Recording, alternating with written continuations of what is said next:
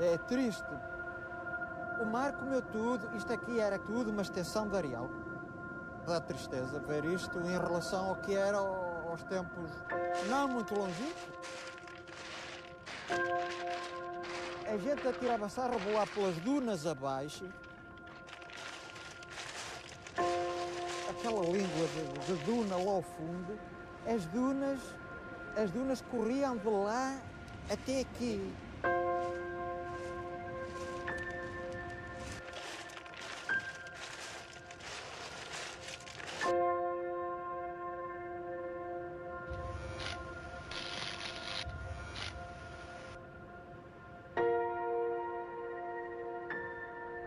O agravamento da praia é mais estes últimos anos.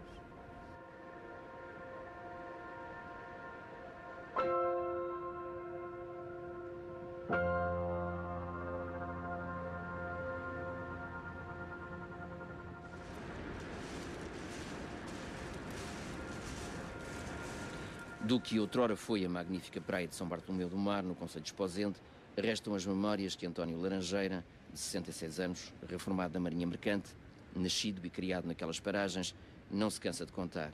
As dunas a perder de vista, os pescadores a fazerem-se ao mar, a festa do banho santo.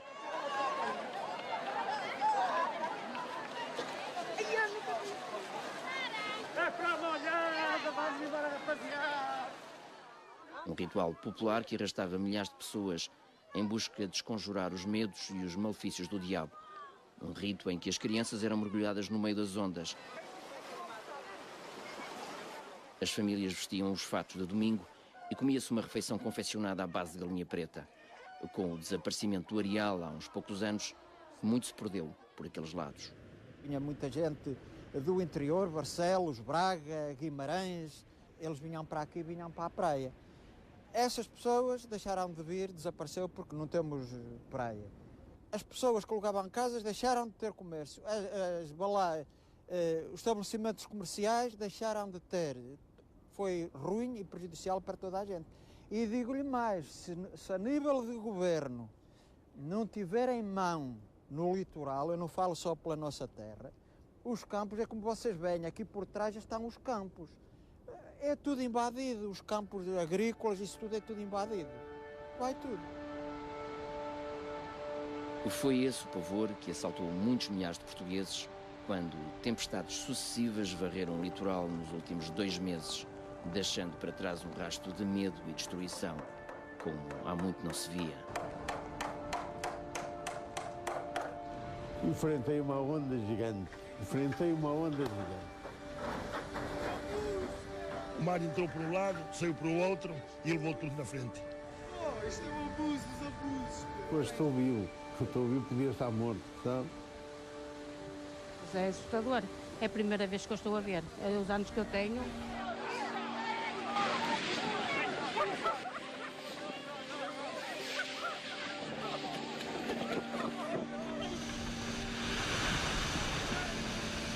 Totalmente tudo destruído, máquinas, tudo inundado, partidas, está tudo feito. Olha a casa, olha a casa. Passado para aí meia hora, acontece aquela vaga de gigante e pronto.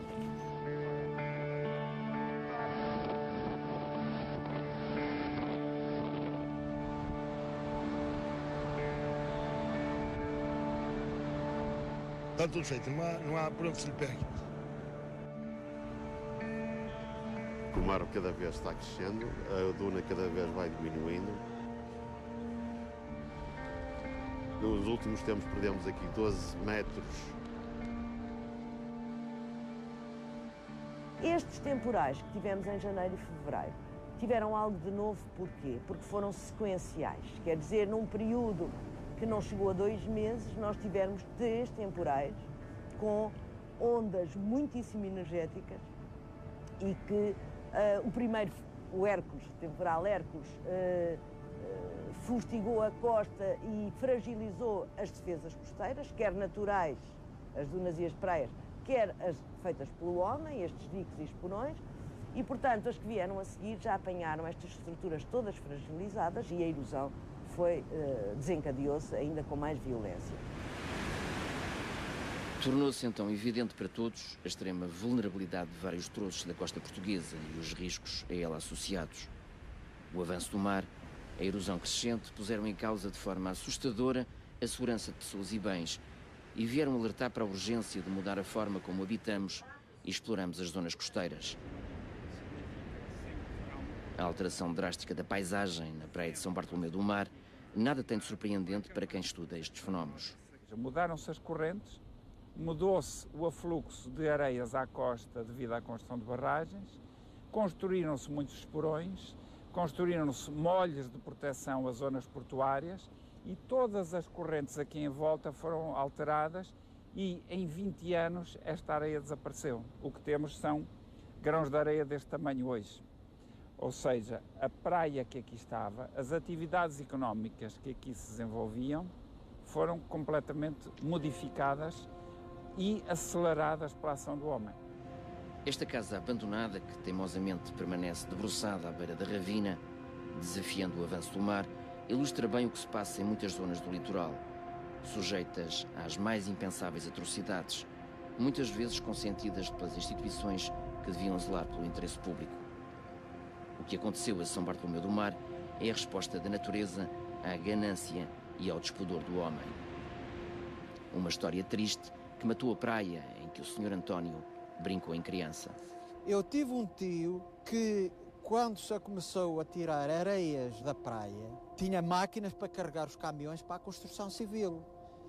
E ele, quando precisava de algum bocadinho de gode, tinha que ajeitar, ia com a máquina na maré baixa, punha o gode dentro de um cribo para cribar, para ajeitar um bocado de gode, das seixo, vá. A exploração intensiva dos recursos naturais institucionalizou-se. A procura excessiva pelas áreas costeiras teve consequências desastrosas ao nível do ordenamento do território, digerido em função do curto prazo, dos interesses locais e setoriais, à margem de qualquer planeamento. Há 30, 40 anos que estão identificados ao longo da nossa costa alguns pontos em que se aconselha a retirada das populações. O que é que isso significa? Que as casas que estão mais próximas do mar, mais tarde ou mais cedo vão ser atacadas pelo mar. Ora, ao longo dos anos foi gasto muito dinheiro em defesas aderentes e enrocamentos, como este onde estamos sentados, para proteger estas casas. O que acontece é que, mais tarde ou mais cedo, isto é tudo destruído pelo mar.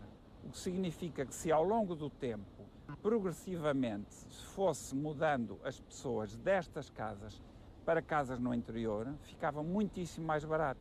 Ou seja, nós não teríamos pago tanto dinheiro dos contribuintes para defender casas que, um pouco por toda a costa, estão condenadas.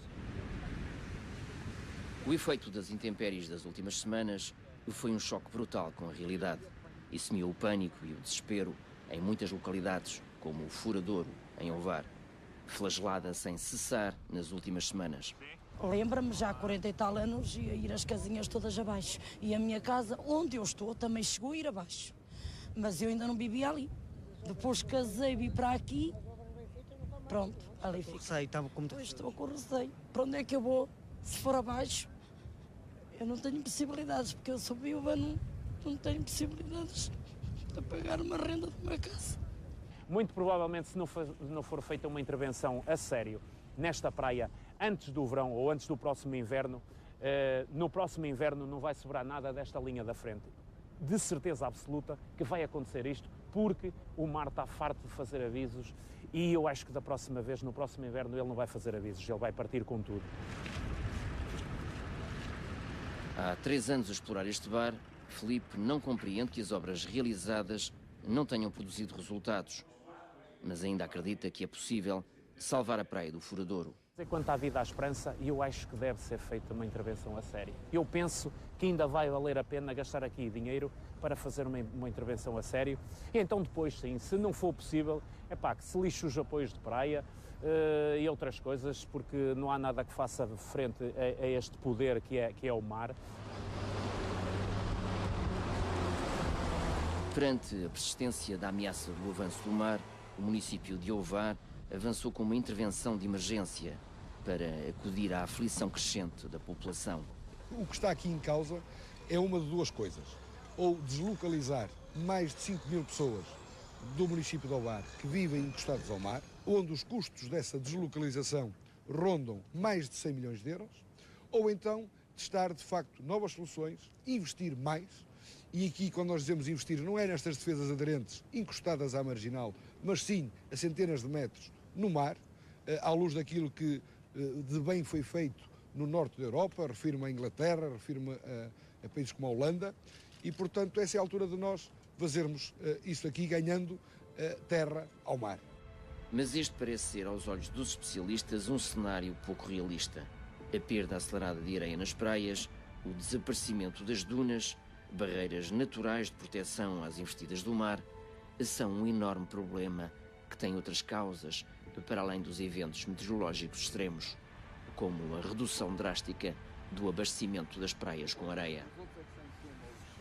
Durante o inverno, o mar retira normalmente a areia e ela era reposta com o caudal sólido dos rios. Portanto, e tínhamos então um balanço mais ou menos equilibrado. Neste momento, vem muito menos caudal sólido destes grandes rios. E estamos a falar dos grandes rios que ficam numa faixa costeira de cerca de 80 km, entre a Foz do Douro e a Foz do Minho. As barragens e a extração de areias praticamente acabaram com o abastecimento das praias. No caso do Douro, era a principal fonte de abastecimento da zona costeira até à Nazaré, portanto centenas de quilómetros. Passámos de 1,8 milhões de metros cúbicos de areia no período pré-barragens para apenas 250 mil metros cúbicos atualmente. A construção de estruturas pesadas para defender a costa, sem a existência de sedimentos em abundância, acabam por tornar-se ineficazes contra a violência das ondas. Quando se fazem estruturas aderentes, por muito altas que sejam, o que acontece é que há uma descompensação da areia que é levada para o interior, para o mar, para a plataforma. E o que acontece? Há um aprofundamento da praia e a ondulação quebra mais tardiamente e com mais energia junto à costa. E, evidentemente, cria situações de algum pânico, não é? Porque a ondulação rebenta fortemente junto a essa rocha e muitas vezes galga e invade as localidades, como foi o caso recente no Forrador. Portanto, estas estruturas são estruturas que devem ser acompanhadas primeiro por uma forte recarga sedimentar. E, em alguns casos, resolvem pontualmente ou localmente as situações, mas propaga-se para outros locais situações de descompensação. Para ter uma ideia, no caso dos porões, eles muitas vezes, a jusante dessa estrutura, há uma acumulação de areia, mas normalmente a sul há uma descompensação tão forte que a erosão pode passar de alguns centímetros por ano para vários metros. Foi o que aconteceu no lugar das Pedrinhas e Seduvém, situado entre Ofir e a Apúlia, no concelho de Esposende. Com a construção deste esporão em 1986, a praia começou a emagrecer a olhos vistos e de nada serviu o protesto dos pescadores na altura. Eu e vários pescadores fizemos um protesto porque sabíamos perfeitamente que ia haver destruição na costa.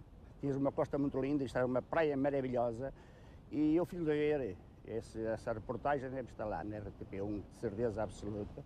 Vieram os engenheiros de Lisboa e essa coisa toda e eu conversei, eu disse-lhe a eles que aquilo que era mau, ao meter as pedras, como está-se a meter pela costa toda, destrói a areia, desaparece toda. Passados todos estes anos, confirmou-se o pior. A praia e a duna recuaram dezenas de metros. As casas ficaram em risco. Os proprietários reclamam uma solução urgente para o problema. Tem havido anos em que, enfim, por motivos que são desconhecidos, pelo menos para nós, que o mar avança de uma maneira assustadora. E este ano foi um desses anos. Portanto, temos falta de proteção, convinha realmente que estas dunas fossem protegidas, não é? Este ano, atendendo à situação anómala, de facto, do mar, natureza, que respeitamos, mas também somos filhos do mesmo pai. Acho que temos todo o direito também do Estado português, através do Ministério do Ambiente, que nos protejam. Não queremos muito, que nos protejam de maneira a que as nossas casas não sejam derrocadas. Isto são peças interessantes, têm uma história, e nós só queremos essa proteção, não queremos mais nada do que isso. Foi este mesmo esporão que ameaça as Casas das Pedrinhas que esteve na origem de uma decisão inédita dos tribunais portugueses em 2009. Houve um reconhecimento por parte dos tribunais da responsabilidade do Estado pelos danos causados pela construção do esporão e pelo avanço do mar, e condenou o Estado a indemnizar um particular na sequência dos danos que esse particular sofreu. É paradigmático. Ao processo, que se arrastou 16 anos nos tribunais, não foi junto um único estudo que justificasse a construção daquele esporão. Pelo contrário, foi um trabalho apresentado pelo advogado do proprietário, da autoria dos antigos professores universitários Soares de Carvalho e Helena Granja, que identificavam inequivocamente o esporão como a causa do avanço do mar e defendiam a sua retirada. Este exemplo, naturalmente que poderá ser transposto para qualquer outro ponto da nossa costa onde se tenha verificado uma situação idêntica. Onde há uma construção de um esporão, onde há um avanço que não é natural do mar, os proprietários têm o direito de exigir responsabilidades do Estado em ordem a serem ressarcidos dos prejuízos que tiverem. A confirmar-se a existência de mais casos semelhantes, o Estado pode ficar em muito maus lençóis. Estas situações, certamente, no futuro, vão levantar fortes questões do foro jurídico, em que haverá, certamente, responsabilidade aqui a identificar. Portanto, e certamente o Estado, como é o primeiro responsável, digamos assim, por este tipo de intervenções, através das suas inúmeras agências, terá mais tarde que, de facto, se perceber até que ponto há aqui matéria, de facto, jurídica para se trabalhar. Porque certamente não vai ser muito agradável para as pessoas começarem a perder património, não é? E certamente se vão levantar estas questões. Não têm faltado planos para o ordenamento, a requalificação e a proteção da orla costeira, que, ao longo dos anos, tem custado muitos milhões de euros aos portugueses, como aconteceu aqui em Castelo de Neiva, no concelho de Viana do Castelo, onde o extenso areal deu lugar a um enorme depósito de calhaus, onde fomos encontrar o Valentim, de 5 anos. Estás aqui a brincar aqui? Estou a pôr pedras e areia num balde. Mas aqui já praticamente não há areia, não é? Sim, Tu gostavas mais de brincar na areia ou aqui com as pedras? na areia. O que é que tu fazias na areia? Fazia buracos e enchia a terra para aqui. Pescador, o pai de Valentim, recorda com saudade os tempos em que havia praia. Não tem nada aqui, é só seixo, estragou-se a praia toda. Nós tínhamos aqui uma praia que era um espetáculo. Nós passámos aqui, eu passei aqui, era 4 meses, todos os dias durante o verão todo, sempre. E por isso agora, para quem cá ficar, cá onde nós fomos, não tem nada. Isto agora aqui é só pedras, mas está sempre a escavar, não adianta nada, porque isto, ele vai sempre para o sítio dele. Não adianta tapá-lo no norte que ele abre ao sul. Para quem ali nos acompanhou e pediu para não ser identificado, é incompreensível que as intervenções realizadas pelo Estado tenham tido resultados tão desastrosos. Os terrenos agrícolas, estão as em risco. habitações, Tudo está tudo em risco. Tudo isto está em risco. Mas está em risco imediato, não é para daqui a 50 anos. Não, risco imediato. O dinheiro que vai ser gasto na reconstrução da orla costeira é errado. Completamente errado. A nível de praias, retirem os molhos e estes esporões, porque isto é tudo um disparate pegado, porque isto está a criar situações gravíssimas. Porque cada molho, cada esporão que colocam, é mais asneira. E isto está tudo a desaparecer. A única explicação que encontra para esta desgraça é ter sido um grande negócio para alguns. Eu só vejo que seja um grande negócio. E é um grande negócio para quem? Terá que ser para quem lida com estas coisas. É uma questão de seguir o rastro de dinheiro, está a pagar alguém. Já em 2011, o então presidente da Administração Regional Hidrográfica do Norte, António Guerreiro de Brito, considerava Castelo de Neiva uma localidade em perigo. E, como várias outras, devia ser sujeita a uma retirada planeada. Ora, Castelo de Neiva continua em perigo, mas a retirada não parece ser uma prioridade. Em termos de retirada populacional, já há muitos anos se fala nisso.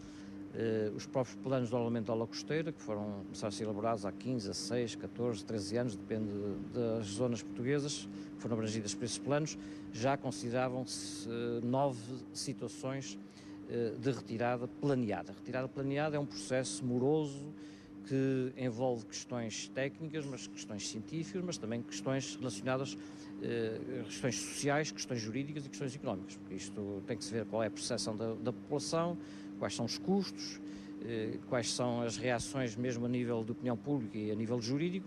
Essas zonas também estão identificadas, são sempre, ao contrário do que se pensa, são situações muito delicadas, não de curto prazo, mas elas são identificadas e são, por exemplo, desde São Bartolomeu do Mar, Pedrinhas, Sudebém, a zona de Paramos, a Sul de Espinho, a zona do bairro dos Pescadores entre Esmoriz e Cortegaça, Calvo Vapor, e portanto Praia de Faro e também a Ilha de Fuzeta, essa que já foi, ao fim e ao cabo, pela ação do mar afetada e não há praticamente lá construções.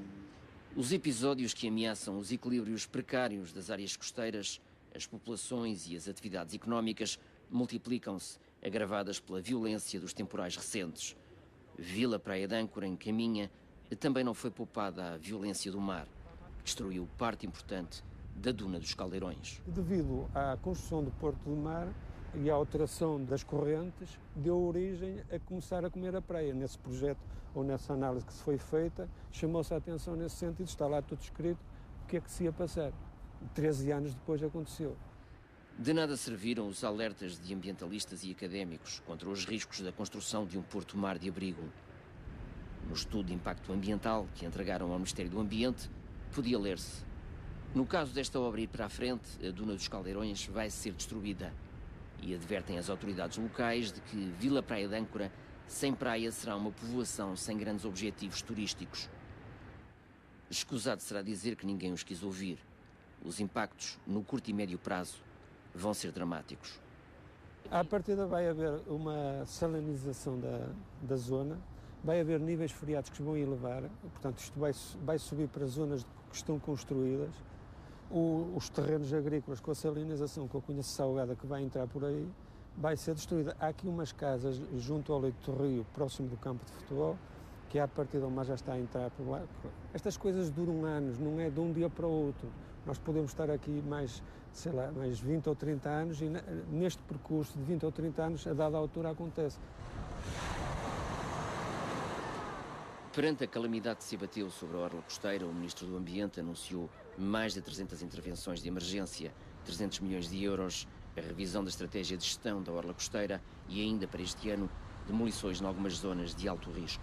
Eu não quero estar a antecipar nem datas, nem locais específicos. Os locais são conhecidos, estão identificados, resultam de planos de ordenamento da orla costeira que foram aprovados nos últimos anos e que prevêem precisamente algumas operações de renaturalização. Mas quando fala de renaturalização está a referir-se exatamente a quê? Por exemplo, dou-lhe um exemplo prático que se percebe facilmente. São Bartolomeu do Mar, em Esposende. O realojamento das pessoas já está feito e nas próximas semanas estou em condições de concretizar as demolições que há mais de 10 anos estavam previstas e que agora se vão concretizar. E, portanto, algumas operações de renaturalização, de demolição e de renaturalização que prevêem realojamento prévio das populações foram concretizadas e isso permite que estas demolições sejam feitas em breve. É o caso, como lhe disse, em Esposende de São Bartolomeu do Mar. Mas existem outros casos que estão previstos há muito tempo, como nas Ilhas Barreira, na zona de Faro. Nós não podemos avançar com este tipo de operações sem ponderação social, sob pena de estarmos, para resolver um problema ambiental, a agravar um problema social. E, portanto, tem de haver aqui uma grande ponderação dos valores ambientais e dos valores sociais. Mas esse trabalho de casa está feito. Está feito em Esposende, como está feito noutros pontos do país. O financiamento previsto para a renaturalização, para essas demolições, também está cabimentado e o ano de 2014 vai conhecer algumas dessas operações, que estão, aliás, previstas há muito tempo e que não usarei como desculpa para que não venham a ser feitas, o facto de estar para breve a revisão dos planos de ordenamento da orla costeira. Jorge Moreira da Silva garante que há financiamento para essas operações e argumenta que não podem continuar a adiar-se situações inaceitáveis. Nós não podemos continuar, em muitos dos locais, a gastar milhões e milhões a proteger situações em que é mais adequado promover investimento e financiamento para a relocalização de populações. Mas essa operação deve ser feita com uma grande ponderação, com base científica, com discussão pública, sem qualquer subjetividade. Esta linha de costa que está, por exemplo, aqui em Espinho, é a mesma de há 100 anos. O professor Veloso Gomes, que foi o responsável pelo Plano de Gestão Integrada da Zona Costeira Nacional, em alguns casos vamos ter que deixar o mar avançar, não temos alternativas. identifica as situações mais críticas que o Ministro não quis adiantar. As exceções mais críticas são aquelas de baixa altitude, arenosas, já submetidas a processo de erosão, galgamento e destruição de dunas. Nomeadamente há situações críticas em Alfir, na zona de Alfir, concelho de Esposende, situações clássicas no concelho de Espinho, já muito antigas, há 200 anos que há problemas de erosão no concelho de Espinho, depois no concelho de Alvares, Moricho, Pegaça, Furadouro, a sul de Aveiro e ainda também a sul da Figueira da Foz. Portanto, são as situações mais críticas. Depois há algumas situações também mais a sul, na costa da Caparica, nomeadamente a Praia de São João, na transição entre a frente urbana da Caparica e a zona de São João. Então, essas são as situações mais críticas. Em termos de retirada populacional, já há muitos anos se fala nisso. Os próprios planos de alargamento da orla costeira, que começaram a ser elaborados há 15, 16, 14, 13 anos, depende das zonas portuguesas. Estas dunas estão continuamente a ser reduzidas. São Bartolomeu do Mar vai ser o local onde vão ter lugar as primeiras demolições na costa portuguesa, já no mês de junho. Uma operação que o Presidente da Câmara Municipal de Esposende considera absolutamente necessária. Há duas formas de encarar esta questão da erosão costeira. Uma será a defesa de alguns locais, e há locais que têm mesmo de ser defendidos, nós vemos no litoral português todo. Outras é claramente o recuo. E esse recuo ali tem que existir, até porque o aglomerado populacional em causa não tem qualquer valor arquitetónico, portanto foi fácil, relativamente fácil, chegar ao entendimento com as pessoas. Portanto, a solução teria mesmo de ser esta. Para além de São Bartolomeu, há muitos mais casos graves de erosão naquele município. Muitos. Nós temos cerca de 18 km de costa, desde a foz do Rio Neiva até à zona da Ramalha, que é a Apulia, no extremo sul. Toda a costa foi extremamente afetada. Estamos a falar de galgamentos, de recuos anuais, e este ano foi um ano especificamente mau nesse aspecto para nós, de dezenas de metros, portanto, num ano apenas. Portanto, é uma coisa que se altera a olhos vistos. E agora o que nos preocupa é o que vem nos próximos anos. Portanto, se tivermos 1 ou 2 anos a seguir como este, vamos ter problemas muito graves no nosso concelho. Repare, desde a zona de Antas, portanto, que é uma das freguesias, em que já não temos praia, já há 4 ou 5 anos esta parte que deixou de existir praia. Hoje é só Seixo, mas toda essa zona norte até à Foz do Cávado, portanto aqui à zona de Esposende, está praticamente dessa forma. Uma das várias dezenas de casas a demolir em São Bartolomeu pertencia ao Sr. Abílio, que não lamenta o que vai acontecer. Agora que não temos praia, e em que as pessoas alugavam as casetas e os barracos para virem para aqui, aí tinha utilidade. Agora não, agora ninguém vem para aqui, ninguém arrenda nada, e, portanto foi por isso que as pessoas também não se importaram muito, e como foi tudo bem pago, acho que não se importaram muito e que não foram renitentes nessa questão. As alterações climáticas, a subida do nível do mar e os processos de erosão causados pelo homem foram comendo a praia, muitos metros, em poucos anos. Isso agora é que você me lixou, porque eu não sei, mas mais de 100 metros por 30 ou coisa, lá para uns 500 metros de praia, aí foi. Desapareceu. Com 500 metros foi. Desapareceu. Depois desapareceu a areia, desapareceu tudo. Para o geólogo Renato Henriques, não se pode continuar a iludir as pessoas. Infelizmente, nós não vamos conseguir segurar o mar se esta circunstância atual se mantiver, não é? Se esta circunstância de migração para o interior se mantiver. Mas podemos tornar a costa um pouco mais resiliente. No fundo, adiar alguns anos aquilo que é inevitável. Nós um dia teremos uma costa que basicamente será composta por promontórios enrocados, com fortificações rochosas, especialmente naquelas localidades que estão mais isoladas em alguns pontos da costa. Portanto, vamos ter uma costa que, infelizmente, não é propriamente um cartaz turístico muito atrativo.